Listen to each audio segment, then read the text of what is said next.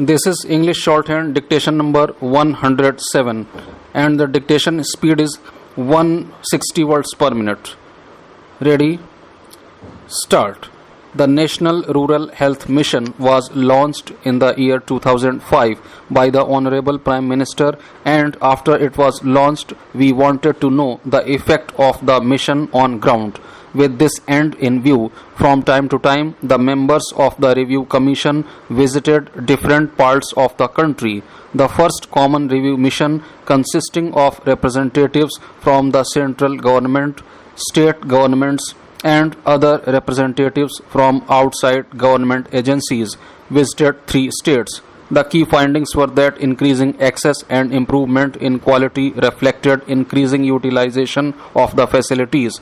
There is a very good performance of the NHRM across the states, but the states are lagging behind in utilization of funds and capacities to absorb more funds and deliver better services. But meanwhile, in 2008, when the second common review mission, consisting of 68 representatives, visited another 13 states, the findings of that mission were that there was increase in public health services, increase in outpatients, increase in inpatients, and a sharp increase in institutional deliveries and greater utilization of ancillary services like diagnosis and transport. Madam, what I mean to say is that in the first 2 years, namely in 2007 and in 2008, people were talking about infrastructure, they were talking about human resources, but nobody was talking about drugs, whether drugs were available or the drugs given were the generic ones or the branded ones.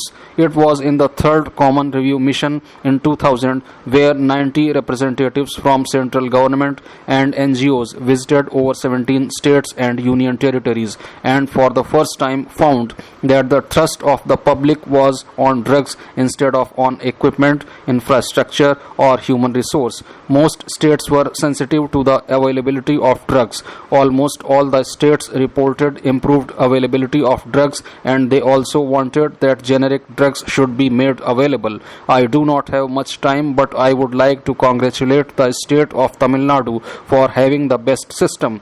Very recently, the governments of Haryana, Rajasthan, Assam, and Chhattisgarh have also taken some steps whereby generic drugs will be provided to the common people, because it is very difficult for common people to buy branded drugs. Madam Speaker, I would like to draw the attention of the House and of the Union Government to a very sensitive and an important issue of paid news. That means if you give some money to the press or media people, you can create your news, which is being done in our newspapers and TV channel, which is undermining democracy, and it is a fraud on Indian people.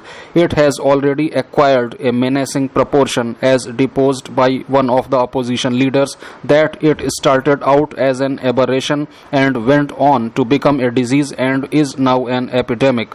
The phenomenon of paid news traces back over many years.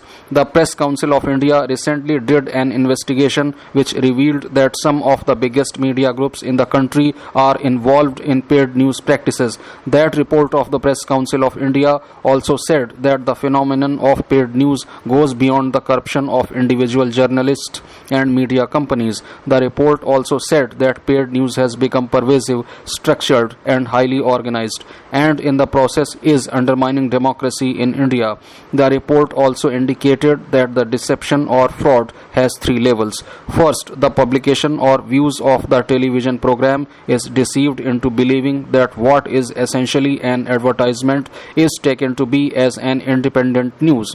Second, by not officially declaring the expenditure by any candidate for a paid news, it is violating the Conduct of Election Rules 1961.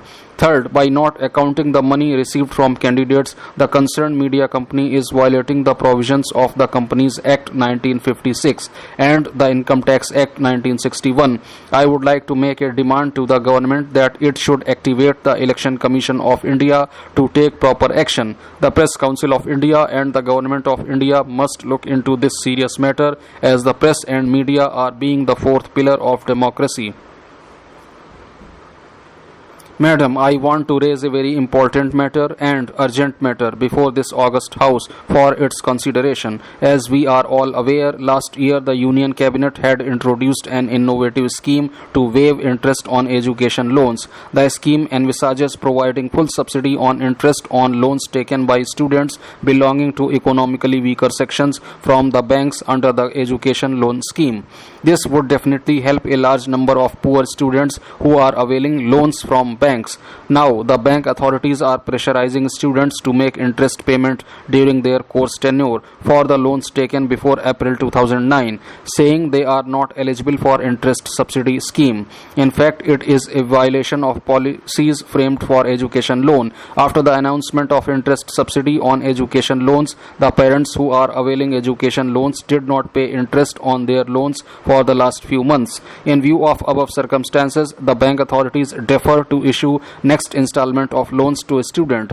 This would generate severe situations among banks and students. In such a situation, most of the students would be compelled to break off their education midway due to financial problems. This situation will adversely affect the merit of this notable scheme, and the government should intervene in this issue timely for rescuing the future of lakhs of students in our country. Most of the students belong to poor families and they do not have any source of paying higher rate of interest.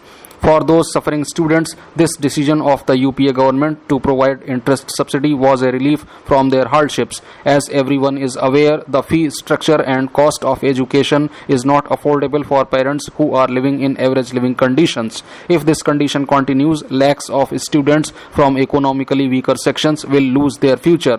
Therefore, the government should take urgent action to extend the range of interest subsidy to all the students who are availing education loans currently. The government should also ensure immediate distribution of the circular on the subsidy scheme, as it has not reached out to the banks so far. Also, the government should ensure speedy implementation of this decision through apparent orders and instruct the banks via Indian Banks Association.